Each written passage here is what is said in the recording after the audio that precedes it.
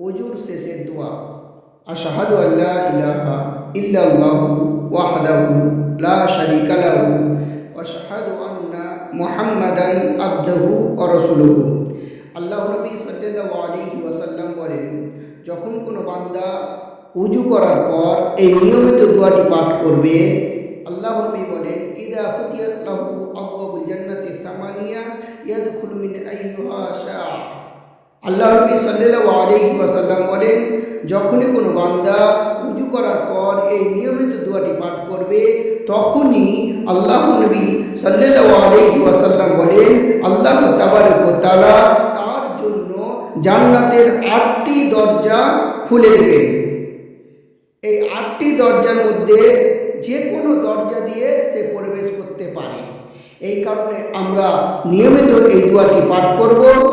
সুতরাং যাদের মুখস্থ নাই বা উচ্চারণে ভুল রয়েছে, আপনারা এই দোয়াটি নিয়মিতভাবে মুখস্থ করে উচ্চারণ সহকারে ইখলাস আন্তরিকতার সঙ্গে উজু করার পর এই দোয়াটি পাঠ করবেন।